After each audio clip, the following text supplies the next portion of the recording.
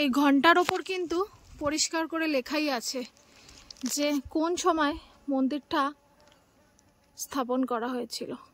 हम लोगों का भी एक इतना बड़ा सा मैक्स कुत्ता था। अच्छा, उसका नाम ही मैक्स था। वो लियोपार्ड आके उसको लेके चला गया। चला गया? हाँ, इतना बड़ा था वो। এত বড় কুকুরটাকে নিয়ে গেছে। सो रहा था उसको लेके।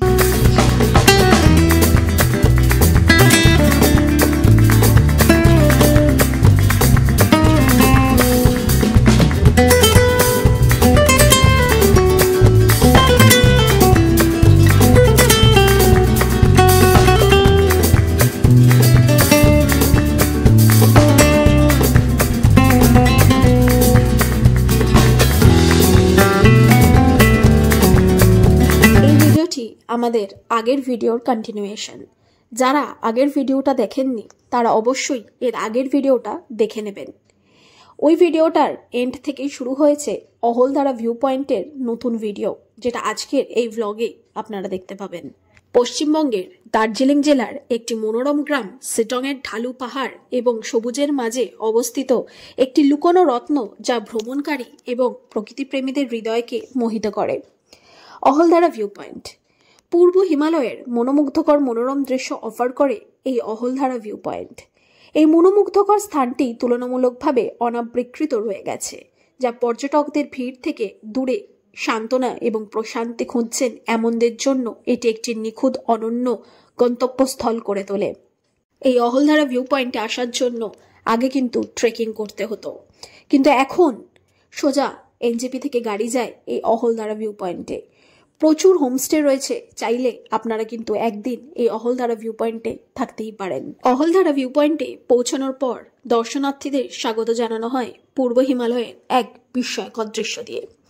বিশ্বের তৃতীয় সর্বোচ্চ পর্বত বিখ্যাত কাঞ্চনজঙ্ঘা সহ সুউচ্চ তুষারাবৃত শৃঙ্গগুলি দিগন্তে আধিপত্য বিস্তার করে। সূর্যোদয় বা সূর্যাস্ত যাওয়ার সাথে সাথে আকাশ বিভিন্ন রঙের সাথে রঙিয়ে ওঠে, যা ভূদৃশ্যের উপর এক অলৌকিক আভা ছড়িয়ে দেয়। এই মুহূর্তের সৌন্দর্য প্রায়শই অবর্ণনীয়, যা দর্শকদের শান্ত মুগ্ধতার মধ্যে ফেলে দেয়।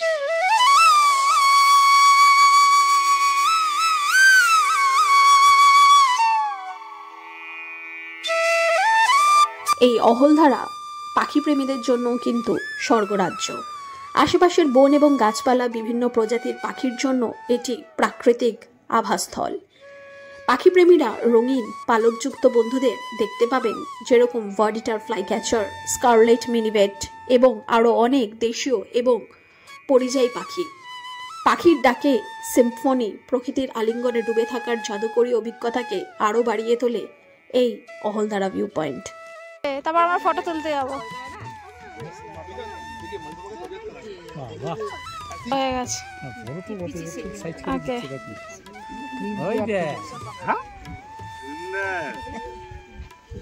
চুলটা একটু নেপালিদের মতো সামনে রাখবি, তার লাগছে। ও বাবা, খাজনার থেকে বাজনা ছেলে এতটুকু তার তরল এত বড়।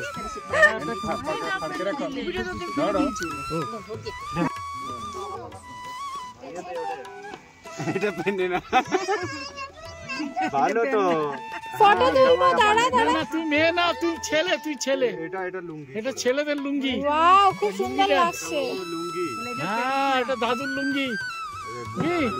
সন্টাই ও ওইটাতে ধ্যান দিয়েছে। না না, এটা পড়াচ্ছে তো বলো না, না এটা প্যান্ট না, এটা ঠিকই তো জানে তো। আচ্ছা, আমার পিছনে যে গাছটা আছে দেখ মাম্মা, মাম্মা পিছনের গাছটা খেয়ে নিচ্ছে।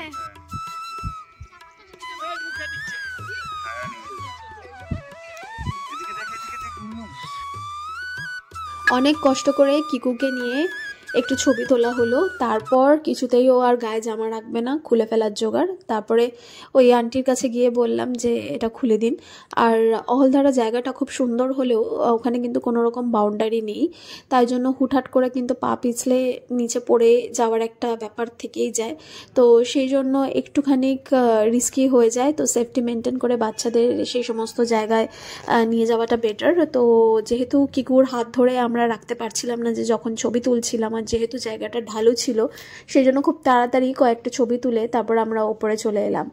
আর অহলদারা ভিউ পয়েন্টের ঠিক কাছেই এই দোকানগুলো রয়েছে, তো এখান থেকে চাইলে আপনারা গিফটের জন্য কিংবা ঘর সাজানোর জন্য কিছু কিনতেই পারেন। তো আমি একটা সিটং লেখা ম্যাগনেট খুঁজছিলাম, ওখানে পেলাম না, তারপর এই জায়গাটাতে এসে পেলাম। এই যে জায়গাটা আপনারা দেখতে পাচ্ছেন, যখন আপনারা এনজেপি থেকে সিটংয়ে যাবেন তখনও কিন্তু যাওয়ার পথে এই জায়গাটা আপনারা দেখতে পাবেন। আমাদের যারা আগের ব্লগ দেখেছেন তারা নিশ্চয়ই এই জায়গাটা দেখেছেন যখন আমরা সিটংয়ে যাচ্ছিলাম। জায়গাটার নাম নামথিং পোখরি। নামথিং পোখরি দার্জিলিং জেলার কার্শিয়ংয়ের শেলপু পাহাড়ে অবস্থিত।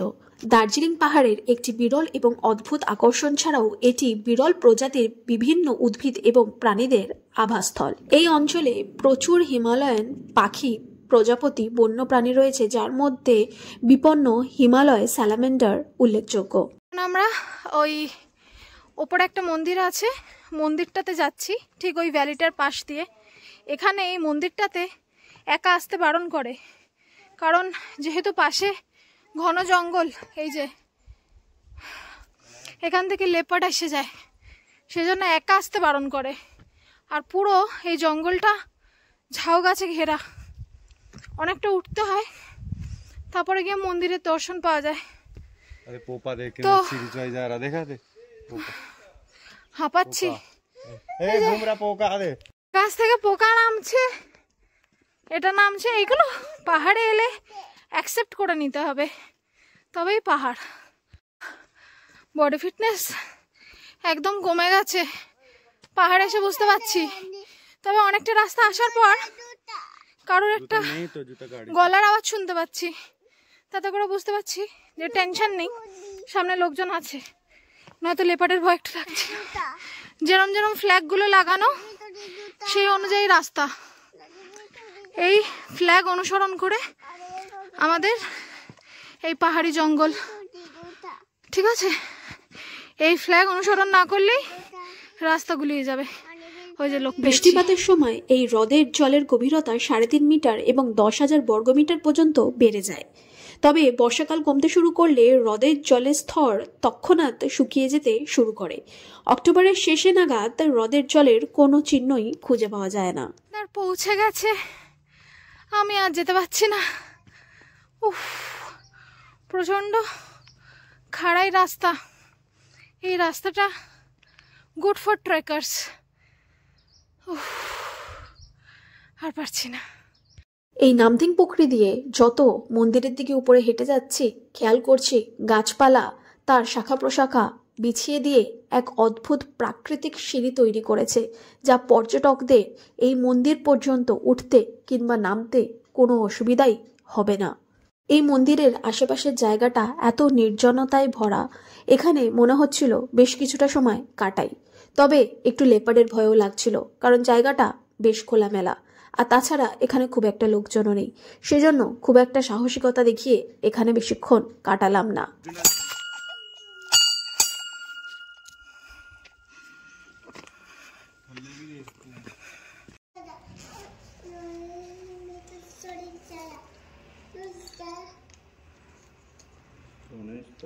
नमः पार्वती पते महादेव।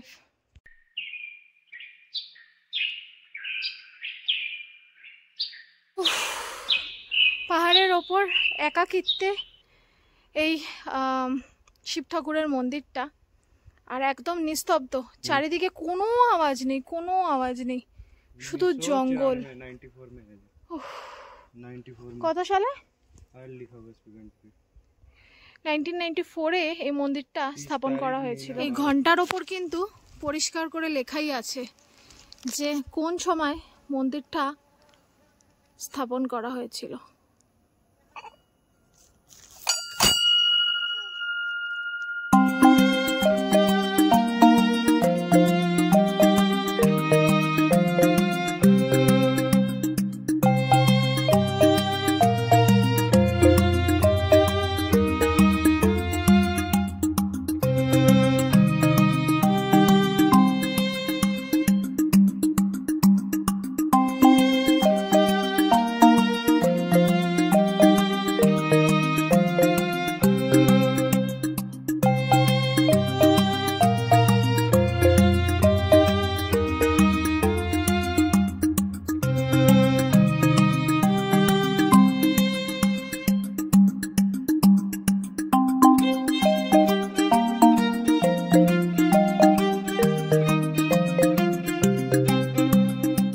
আজকে বিকেলবেলা এই ছোট্ট পাহাড়ি গ্রামটাকে ঘুরে দেখার প্রয়াস করেছিলাম। সাথে কেউ আসেনি, আমি আর আমার মাসি দুজনে মিলে বেরিয়ে পড়েছিলাম এই ছোট্ট গ্রামটাকে একটু এক্সপ্লোর করব বলে। আজকে দুপুরবেলা খেয়েছিলাম ফুলকপি আলুর তরকারি, ডিম আলুর কষা, তার সাথে অবশ্যই ডাল ভাত পাঁপড় এবং নিস্তব্ধ এবং নির্জন এই পাহাড়ি গ্রাম সিটং এক্সপ্লোর করতে করতে হঠাৎই দেখা হলো এখানে একজন বাসিন্দার সাথে। आ रहा था पर उसने रैबिट को देख लिया, इसलिए रैबिट को चेस करने लिए चला। फिर तुम लोगों को छोड़ दिया? इधर आता रहता है लेपर्ड? अच्छा, इधर नीचे एक वो झील भी है, उधर हाथी भी रहता है। हाथी रहता है। हाँ। फिर इंसान को नहीं खाते हैं? इंसान किसी को खाया है यहाँ पे लेपर्ड ने? कुत्ता लोग को खाता है। अच्छा। और हम लोगों का पहले ना, मेरा बहुत साल पहले ये घर नहीं था, होम स्टे भी नहीं था।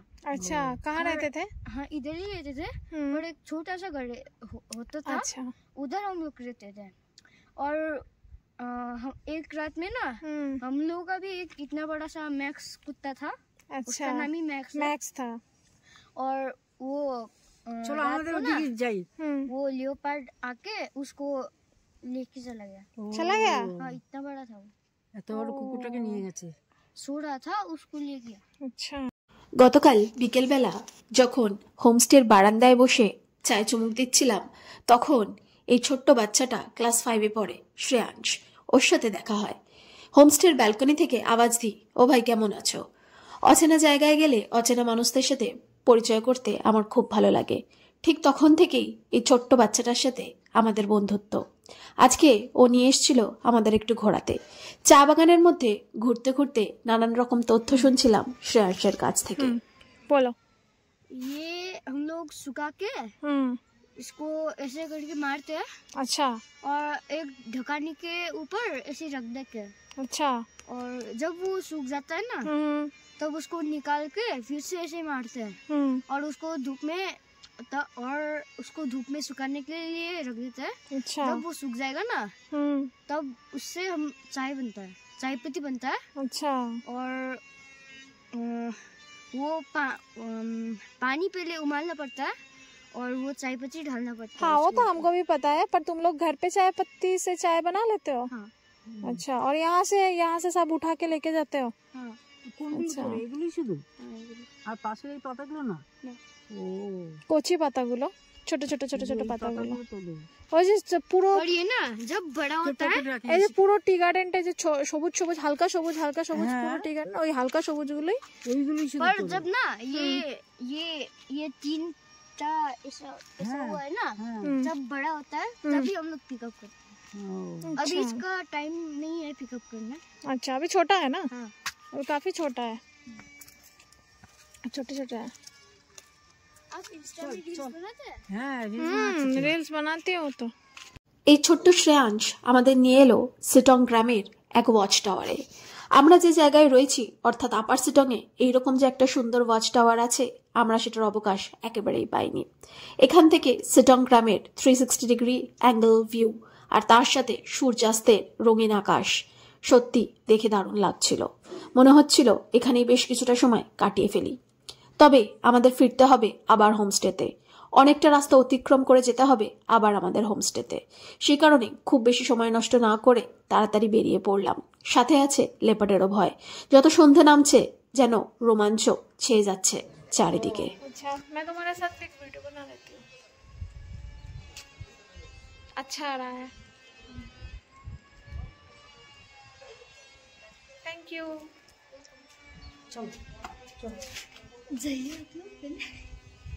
ठीक है, तुम बाद में। শ্রেয়াংশ নিজের বন্ধুদের সাথে খেলতে ব্যস্ত, আর আমরা ফিরে এলাম নিজেদের গন্তব্যে, নিজেদের হোমস্টেতে।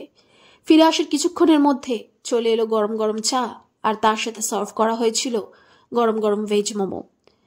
আজকে এই ভেজ মোমো খাওয়ার প্রয়াস আমরাই করেছিলাম। আমরা যারা সাউথ বেঙ্গলে থাকি, অর্থাৎ কলকাতার বাসিন্দা, আমরা প্রায় প্রত্যেক দিনই মোমো খেয়ে থাকি। কিন্তু এই নর্থ বেঙ্গলের মোমোর যে স্বাদ, সেটা আমাদের বাজার চলতি দোকানে কিন্তু একেবারেই পাওয়া যায় না। সেই জন্য নর্থ বেঙ্গলে আসা আর মোমো না খাওয়া এটা একেবারেই হতে পারে না। গতকালের ব্লগে বলেছিলাম যে পাহাড়ের এক এক দিন এক এক রকম রূপ। আজকে একরকম রূপ আপনি দেখতে পাবেন, কালকে অন্য রকম। আজকের সারা দিনটা আপনাদের সাথে শেয়ার করলাম। একটু টায়ার্ড হয়ে ঘুমিয়ে পড়েছিলাম, জাস্ট একটু আগে ঘুম থেকে উঠে দেখলাম মোমো দিয়ে গেছে, খেলাম, গা গরম করলাম, হিটার চালিয়ে একটু বসলাম, আর হঠাৎ করে প্রচণ্ড প্রচণ্ড প্রচণ্ড ঠান্ডা লাগা স্টার্ট হলো। তারপরের দৃশ্যটা দেখাচ্ছি। পুরো সিটং জুড়ে এখন বৃষ্টি হচ্ছে। আমি জানি না এটা দেখা যাচ্ছে কিনা এখানে, কিন্তু আমার প্রচণ্ড ঠান্ডা লাগছে, প্রচণ্ড, মানে হাত পা পুরো একদম ফ্রিজ হয়ে যাচ্ছে। পুরো সিটং জুড়ে বৃষ্টি হচ্ছে।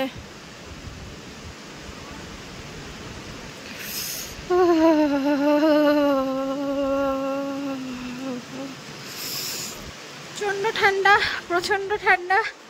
মানে আমি ব্লগটা বানাবার জন্য এই জায়গাটায় এলাম, জাস্ট ব্লগটা বানাবো বলে। দাঁতে দাঁত লেগে যাচ্ছে, এত ঠান্ডা, কথা বলতে পারছি না, খুব ঠান্ডা। ফাইনালি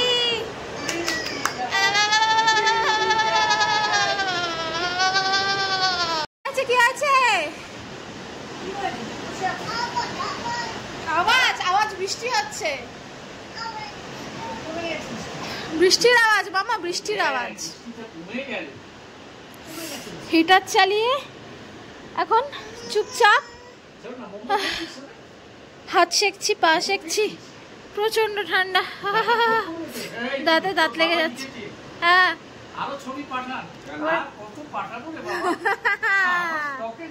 ফাইনালি এটাই বাকি ছিল, সিটংয়ে বৃষ্টি দেখা, বৃষ্টিও দেখে নিলাম।